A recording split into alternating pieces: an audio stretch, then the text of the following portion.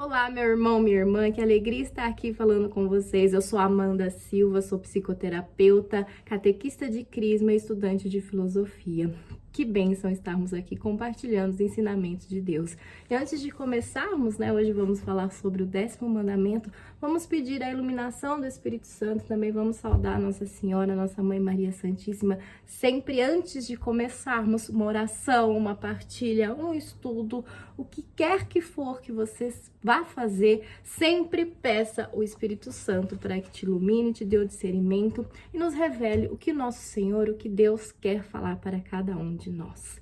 Vinde, Espírito Criador, a nossa alma visitai, enchei os corações com vossos dons celestiais. Vós sois chamado intercessor de Deus, excelso dom sem par, a fonte viva, o fogo, o amor, a unção divina e salutar. Sois o doador dos 7 dons e sois poder na mão do Pai.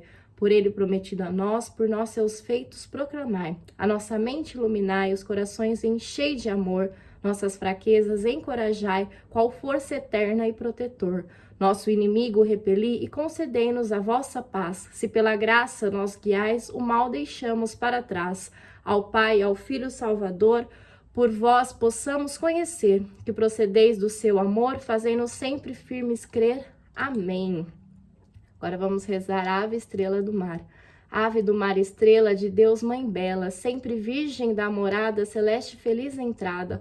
Ó tu que ouvistes da boca do anjo a saudação, dai-nos paz, inquietação e o nome de Eva troca. As prisões aos réus desata e nós cegos alumai. De tudo que nos maltrata, nos livra o bem, nos granguejais. Ostenta que és mãe, fazendo que os rogos do povo seu. Ouça aqueles que, nascendo por nós, quis ser filho teu. Ó Virgem especiosa, toda cheia de ternura, extinto nossos pecados, dai-nos pureza e brandura. Dai-nos uma vida pura, põe-nos em via segura, para que a Jesus gozemos e sempre nos alegremos. A Deus Pai veneramos, a Jesus Cristo também, e ao Espírito Santo demos aos 3 um louvor. Amém. Muito bem, meus queridos. Iluminados pelo Espírito Santo, nos colocamos na presença de Deus e preparemos nosso coração para aquilo que o Senhor quer nos revelar. Hoje nós vamos falar a respeito do 10º mandamento. Antes de começar propriamente no tema, como vocês estão bem vendo, os mandamentos, são as leis divinas, aquilo que Deus deixou para nós seguirmos. E ele está diretamente ligado com a nossa dignidade, O que significa essa tal dignidade? Todos nós fomos criados para algo, E nós só vamos nos realizar plenamente quando fomos usados de acordo com este algo para fomos criados, Santo Agostinho nos diz que inquietos está o nosso coração enquanto não descansar em Deus. Então Deus colocou em nós uma dignidade divina, porque nós somos a sua imagem e semelhança. E a dignidade tem relação com o uso, Como eu disse para vocês, nós fomos feitos para algo. E a própria lei de Deus, que são os 10 mandamentos, deixado primeiramente ali na tábua de Moisés, depois revelado, por nosso Senhor Jesus Cristo, é a revelação divina de como que se dá o uso do ser humano. Se nós não respeitarmos os mandamentos, nós não estaremos em comunhão com Deus. Nós não estaremos sendo usados conforme Deus sonhou para nós. E com isso, nós cairemos profundamente em uma tristeza, em uma desgraça, em um afastamento de Deus. Nós nos colocamos numa inimizade com Deus, numa ausência até da tua presença. E com isso nós vamos sofrer as consequências, que é propriamente a união com o pecado, com o mal. E nós temos que lutar bravamente porque nós temos a marca do pecado original entre nós. Então, nós já temos a tendência ao pecado, porque o pecado entrou em nós. Então, essa luta que nós temos que travar, essa ascética que é propriamente o que a Santa Mãe Igreja nos propõe, de seguirmos os mandamentos de Deus junto com as práticas espirituais da oração, do jejum, da esmola, de conhecer a palavra de Deus, de estar nos sacramentos, de contar com a intercessão dos santos e dos anjos que nos ajudam a nos manter nessa comunhão com Deus. Então, vamos imaginar um exemplo bem prático aqui, Eu tenho aqui um lápis, certo? Para vocês entenderem o que é uma dignidade. O lápis, ele foi feito para o quê? Para escrever, né? A própria coisa me revela aquilo que ela é. Bom, se o lápis foi feito para escrever, eu posso usá-lo para prender meu cabelo. Olha só, ele até funciona, né? Mas ele é mais digno quando eu prendo meu cabelo ou quando eu escrevo? Bom, o que que é a função, o que que o objeto está me dizendo? Como se ele falasse para mim, olha, escreva, me usa para escrever.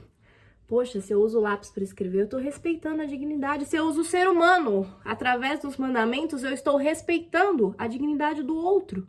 Por isso que o maior mandamento, né, é amar a Deus sobre todas as coisas e o próximo como a ti mesmo, porque aquilo que eu amo, eu quero preservar, eu quero manter a tua dignidade. E os outros mandamentos, vocês podem perceber que são consequências disso, que não fere nenhuma lei natural. É aquilo que a própria coisa, aquilo que o próprio ente, como se quisermos dizer uma linguagem filosófica, aquilo que o próprio ente está nos pedindo para ser, para usar, né? Então, se eu respeito os mandamentos, eu respeito ao próximo e eu amo a Deus. Uma coisa é consequência da outra. Não é simplesmente uma obrigação, nós nunca temos que enxergar os mandamentos como uma obrigação, mas sim uma manifestação do amor, primeiramente de Deus, primeiramente do próximo, né? Então, é muito bonito o cuidado e o amor que Deus tem para cada um de nós quando nos criou, nos colocando em nós esse desejo de sermos dignos, de nos unir a Ele com a nossa inteligência e com a nossa vontade, sendo assim a sua imagem e semelhança, né?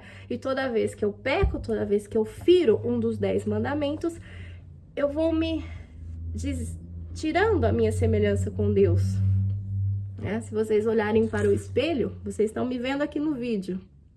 O vídeo não sou eu, mas é a minha imagem, né? Nós não somos Deus, mas nós somos a imagem de Deus. Ele está nos refletindo.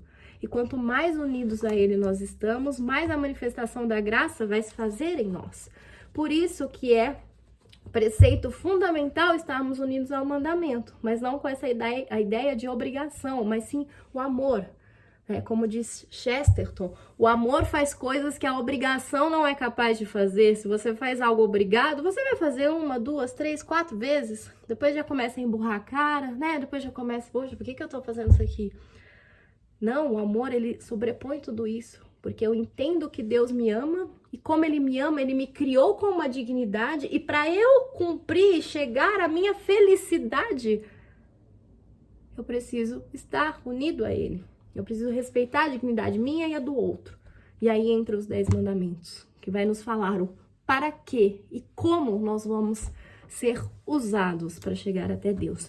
E o 10º mandamento, vocês muito bem sabem, não cobiçar as coisas dos próximos, né? E aí, esse mandamento, ele está ligado com 2 pecados capitais. Os pecados capitais é como se fosse uma doença que todos nós temos. Uns têm tendência mais à inveja, outros têm tendência mais à luxúria, outros têm tendência mais à preguiça, né? Mas todos nós temos os 7 pecados capitais dentro de nós. Nós temos que lutar com muita força, com muita gana, porque somos filhos de Deus, somos batizados e queremos nos unir a Ele. E aí, o 10º mandamento, ele está ligado a 2 pecados capitais, que é a avareza e a inveja, né? Por quê, gente? Vamos começar falando da avareza. A gente lembra muito da avareza, aquela figura lá do Tio Patinhas, né? Se vocês já assistiram o desenho, vocês vão perceber, o Tio Patinhas é aquele personagem que sempre quer acumular, né? E já vamos entrar com esclarecimento aqui. O problema não é acumular, né? A igreja, ela não proíbe que nós nos desenvolvemos. Nós precisamos adquirir bens. Até porque quanto mais abençoado nós formos, mais nós poderemos abençoar o outro. Olha que maravilha, né? O problema é quando eu retenho tudo isso para mim. O avarento, ele retém, ele não consegue ser generoso, ele não consegue compartilhar as bênçãos e as graças, porque tudo é dado por Deus. Até as coisas materiais, Amanda, principalmente as coisas materiais. Se Deus te abençoou com muitos bens, com muito dinheiro, louvado seja Deus, eu preciso reconhecer. E aí entra a minha ação de graças, aí entra a minha generosidade, aí entra a minha partilha, o bem que eu faço para o próximo, entra como eu reconheço Deus como Senhor de todas as coisas, dizimando aquilo que Deus me deu. É por isso, é um reconhecimento de que não fui eu somente eu que adquiri isso, mas foi graça e dom de Deus, né? E se eu sou uma pessoa avarenta, lembra, a avareza está dentro de mim por causa dos 7 pecados capitais. Se eu sou uma pessoa avarenta, eu quero reter aquilo comigo, eu não consigo compartilhar, eu não consigo reconhecer que primeiramente quem me deu foi Deus. E se Deus me deu, eu preciso ser generoso, ajudando o próximo e dando aquilo que é dele, né? E aí a gente entra com a questão da justiça. Olha a virtude aí. A virtude, ela nos ajuda a combater o pecado, porque a virtude é um hábito é aquilo que eu faço ao longo do tempo, um hábito bom, que requer o meu esforço, que requer o meu entendimento, que requer a minha prática. Então, se eu sou uma pessoa justa, a justiça, ela tem a ver como eu me relaciono com o outro. Eu vou dar para o outro aquilo que lhe é devido. Se eu reconheço que tudo é dom de Deus, tudo é graça de Deus, eu vou dar sim ou não aquilo que é dele? Sim, se eu sou justo. Se eu não sou justo, eu vou achar que é meu. Ah, mas eu não posso. Como que assim eu vou dar 10? Olha o 10 aí, 10% do meu faturamento, do meu lucro para Deus. Como assim? É muito? Não, tudo tem que ficar retido comigo. Como que eu vou fazer caridade? Como que eu vou dar esmola para um mendigo que vai comprar droga? Opa, justiça me colocando aqui como o juiz, né, como aquele que julga. E se eu me coloco na posição de juiz, eu estou sendo soberbo. Não estou me colocando no meu lugar, mas sim no lugar de Deus. Então, vocês percebem que a avareza, ela destrói a nossa generosidade, destrói a nossa gratidão. Nós somos incapazes de compartilhar, né? Então, o 10º mandamento, ele entra muito na nossa avareza e também entra muito na inveja. A inveja, para mim, não só para mim, mas para os santos padres da igreja, ela é um dos pecados, né, dos 7 pecados. Todos são danosos, mas a inveja é um dos mais danosos, porque primeiramente nosso Senhor Jesus Cristo foi entregue por inveja, né? E a inveja, ela não é simplesmente um desejar, ela também é um desejar, mas ela é um desejar ao qual eu me entristeço. Eu tenho ódio e eu quero a destruição do outro, tá? Ele não é simplesmente uma cobiça de, eu vi que o outro tem algo e eu quero aquilo. Tá, tudo bem, é um desejo. Nós temos a faculdade desejativa, né? E nossos desejos, eles são tortos por causa do pecado, né? E quanto mais eu me afasto de Deus, quanto mais eu estou nos pecados, mais o meu desejo é desordenado, por causa da minha concupiscência, né? A minha carne, ela deseja coisas que o espírito são contrários. E aí a ascética, né, da igreja, as práticas de jejum, de esmola, de oração mental, de confissão, de exame de consciência, confissão propriamente ali, como o sacramento da confissão, ao qual me arrependo e me uno diretamente com Deus, através da absolvição dos meus pecados, eu vou buscando de novo essa comunhão com Deus. Então, todas essas práticas, elas vão me levando novamente a Deus, né? Mas, se eu sou uma pessoa invejosa, eu não só vou desejar, mas eu vou querer a destruição do outro. E foi propriamente por isso que nosso Senhor Jesus Cristo foi entregue, né? Eles não queriam só ser Jesus, eles não queriam curar os doentes, não queriam fazer milagres, expulsar os demônios, arrastar multidões, multiplicar pães. Não, eles queriam que Jesus morresse. Morresse mesmo, esse é o ódio com o outro. Então, quando eu vejo o que a pessoa é, a inveja, ela tá sempre ligada com o que a pessoa é, não é só o que a pessoa tem. Porque se ela é por isso que ela tem. É algo muito mais profundo do que nós pensamos, tá? E se eu tenho inveja daquilo que a pessoa é, eu não vou me contentar se eu comprar uma roupa igual a dela. Eu não vou me contentar se eu comprar um carro igual a dela. eu vou querer o marido dela, eu vou querer viver a vida dela, eu vou querer ouvir a música que ela escuta, eu vou querer estudar o que ela estuda, eu vou querer ser o que ela é. Isso é impossível porque nós não somos iguais. Louvado seja nosso Senhor Jesus Cristo, que nos fez individualmente únicos e exclusivos. Não existe nenhuma pessoa igual a outra. Nós somos irrepetíveis, né? E se nós não entendemos isso, nós caímos no conto que nos é contado muito hoje em dia, né? Que fala assim, poxa, aquela pessoa é homem, você é mulher. Ela tem algo que você não tem, ela é algo que você não é. Você é excluído, você é uma minoria. Vamos ativar a concupiscência sua? Vamos ativar a cobiça tua? Vamos te colocar num papel de vítima? Que ela tem algo que você não tem, ela é o que você não é e não tem como ser, porque eu sou mulher, não tem como ser homem? Então você já é excluído. Todos nós temos carências, todos nós temos faltas. Se eu sou uma coisa, eu não posso ser outra, né? Isso entra no princípio da não contradição, lógica básica. Uma coisa não tem como ser e não ser ao mesmo tempo. Ou ela é ou ela não é, né? Quando eu olho pelo mesmo aspecto, pelo mesmo princípio. E muito sabiamente, propositalmente, isso é instigado em nós, a nós sermos pessoas cada vez mais invejosas, né? E aí eu quero dar uma esperança para vocês de como matar a inveja, cortar a inveja assim, ó, de uma vez por todas, não dá nem brecha para a inveja não se estabelecer no nosso coração e para nós não cairmos contra o 10º mandamento da cobiça. É nós treinarmos o nosso olhar. Nosso olhar. Tudo aquilo que entra em mim, ela entra através dos nossos sentidos. Então, eu tenho o olhar, eu tenho o olfato, eu tenho a audição, eu tenho o paladar, eu tenho o tato. 5 sentidos. Essas são as nossas faculdades da alma, a faculdade sensitiva. Tudo que está em mim entra pelos sentidos. Sendo o olho, o olhar, a janela da alma, aquilo que me reflete, aquilo que me faz ver mais longe, aquilo que me faz enxergar até propriamente a eternidade. É o meu olhar. Então, é ele o que eu preciso me purificar. Então, se eu purifico o meu olhar, ensinando para ele através das virtudes, através de uma vida de oração, através das práticas do jejum, da esmola, através de um plano de vida, a qual eu tenho minhas práticas de orações, né? De manhã eu faço tal coisa, à tarde eu faço tal coisa, à noite eu rezo tal coisa, tem um livro que me guia ali de estudos, estou procurando me consagrar à Nossa Santíssima Mãe, a Virgem Maria, né?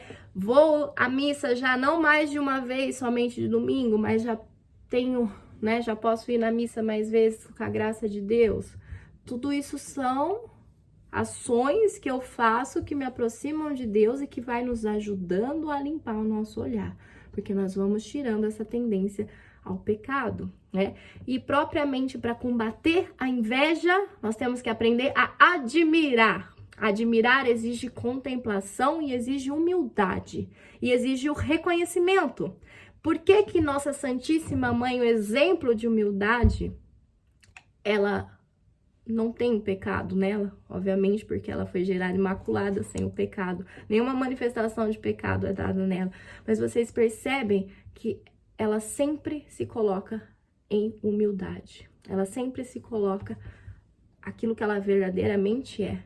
E ela era cheia de graça. Ela poderia ser, né, se ela assim o quisesse, exaltar isso. Eu sou a mãe do Filho de Deus, eu sou cheia de graça. Em nenhum momento nós vemos ela fazer isso.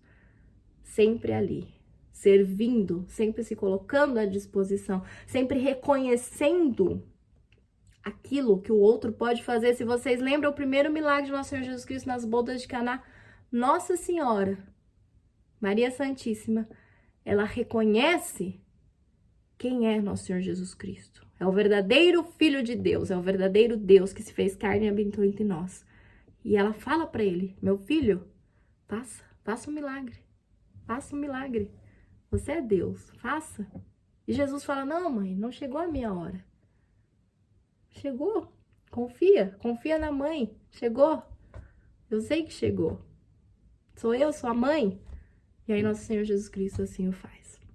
Isso seria impossível se Nossa Senhora, só uma situação hipotética, porque ela não tem inveja nela, porque ela não tem o pecado, Mas se ela tivesse um olhar invejoso, jamais ela falaria para o teu filho, faça um milagre, né? Uma pessoa invejosa, ela fala assim, não, eu vou fazer um milagre. Você não vai fazer. Mas o irmão tem mais dons, mais agraciado que você, ele tem um dom de falar melhor. Naquela circunstância, seria melhor que ele o fizesse, não você. Não, mas eu tenho que aparecer. Eu que tenho que me mostrar. Porque eu não posso dar essa brecha pro outro, não. Não posso. Tem que ser eu. Eu sou incapaz de admirar o outro. Então, o exercício prático pra gente matar essa concupiscência, matar essa cobiça. Praticar a generosidade. Então, começar realmente a levar a sério as práticas de jejum, de esmola e de oração. Principalmente a de esmola, tá? Porque é onde eu consigo me desapegar dessa questão material e não reter mais as coisas para mim. E o exercício contra a inveja é a admiração. Eu vou exercer a admiração, eu vou olhar para o outro. Vocês podem fazer esse exercício com as pessoas mais próximas, que vocês já o amam, que vocês não querem o ódio, a destruição dela. Pode ser com o marido, com a esposa, com os filhos. Vocês vão listar as qualidades dessas pessoas e vão ajudá-las, elas a exercer melhor isso, tá? Por exemplo, eu sei que meu marido, ele é muito prestativo, mas como eu sou uma mulher muito agitada, né? Eu não deixo ele usar essa prestatividade, porque eu falo assim, olha, você pode pegar tal coisa pra mim? Aí eu conto no relógio, né? Deu 5 segundos, ele nem se levantou pra fazer isso. O que eu vou lá fazer? Eu vou lá passar na frente dele. Aí depois o que eu faço? Eu fico reclamando. Ai, meu marido não me ajuda em nada, tá? Você não deu nem tempo pra ele, né?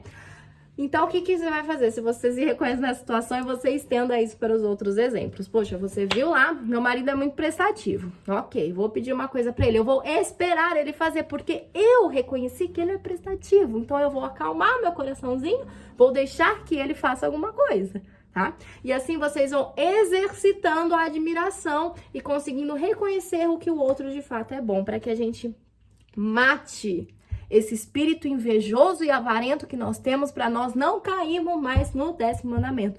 E aí a gente vai reconhecendo que aquilo que Deus deu pro outro é manifestação do amor dele. Aquilo que Deus deu para mim, e Deus te deu muitas coisas, eu tenho certeza absoluta, só de você estar aqui, né? Me escutando, você significa que você está vivo. Se você está vivo, a graça de Deus está em você, você já tem tudo. Nós já temos tudo, nós não precisamos cobiçar nada. Nós temos que sim reconhecer que nós temos a graça e nos colocar em movimento, nos colocar à disposição com as nossas ações, com a nossa vida, para ser esse sinal do amor de Deus para o outro. Não tem assim, não era para dar nem tempo da gente ficar cobiçando o que o outro tem, porque não era nem pra gente estar prestando atenção no que o outro tem, né? Porque se nós olharmos para o nosso próprio umbigo, nós já temos muita coisa para arrumar, para consertar, para melhorar, para nos unir a Deus. Então, quando a gente entende isso, o 10º mandamento, assim, eu vou cumprir. Porque eu entendi minha dignidade, assim como todos os outros.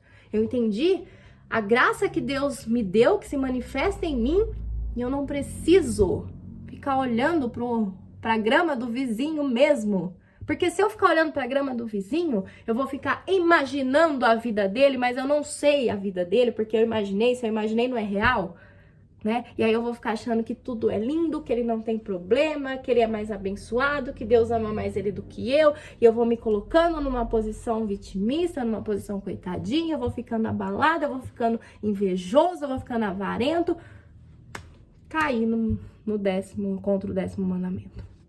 Não. Nós não queremos isso. Deus não quer isso, porque Ele te fez a imagem e semelhança dele para você ser sinal do amor de Deus, para levar as pessoas para Deus. Então, que o Espírito Santo nos ajude a ter o bom entendimento, a ter o discernimento daquilo que nosso Senhor Jesus Cristo quer falar para cada um de nós, sempre contando com a intercessão de nossa Mãe, Maria Santíssima, que ela nos guie, nos ajude. Ela é a nossa intercessora que nos leva ao seu Filho. Muito obrigada a vocês, espero que o Espírito Santo reviva, né, os dons, os frutos, para que vocês possam estar sempre dispostos a amar a Deus sobre todas as coisas, amar o próximo como a ti mesmo e respeitar a dignidade de cada um e saber que você é a imagem e semelhança de Deus, que a graça de Deus já está em ti e que essa inquietação, ela só vai se acalmar quando vocês chegarem a Deus, como cada um de nós chegar a Deus. E é por isso que nós estamos aqui, sempre rezando, sempre estudando, sempre entrando em comunhão com Deus através de tudo aquilo que Ele nos deixou. Deus abençoe a cada um de vocês e se mantenham firmes e perseverantes.